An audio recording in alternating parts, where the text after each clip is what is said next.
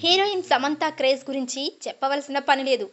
ఏం మాయ చేసేవే సినిమాతో హీరోయిన్గా పరిచయమైన సమంత మహేష్ బాబుతో నటించిన దూకుడు సినిమాతో స్టార్ హీరోయిన్గా మారిపోయింది. ముఖ్యంగా తెలుగులో స్టార్ హీరోలందరితో నటించి మంచి గుర్తింపు తెచ్చుకుంది.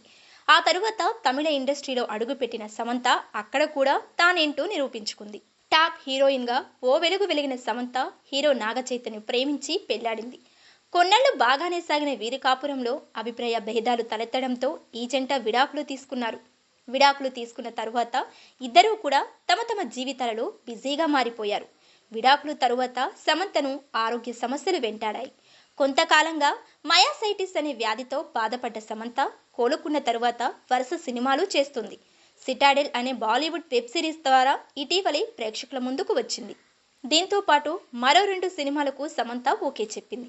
ఇదిలా ఉంటే సమంత తాజాగా చేసిన కామెంట్స్ నెట్టింట వైరల్గా మారాయి. దర్శకులు రాజేష్ మరియు డీకేలపై సమంత ఆసక్తికర వ్యాఖ్యలు చేసింది.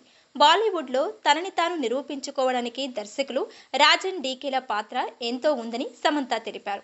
ఫ్యామిలీ మ్యాన్ 2, సిటాడెల్, హనీ బనీ లాంటి ప్రాజెక్టులతో పనిచేయడం వల్ల నటిగా తనను తాను నిరూపించుకోగలిగానని ఆమె తెలిపారు.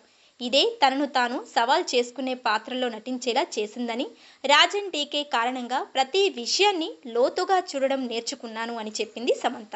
వాళ్ళిద్దరే తనను ఛాలెంజ్ పాత్రల్లోనే నటించేలా అలవాటు చేశారని, అలా వాళ్ళిద్దరూ నన్ను చెడగొట్టారని సరదాగా కామెంట్ చేసింది. ప్రస్తుతం సమంత చేసిన కామెంట్స్ నెట్టింట వైరల్గా మారాయి.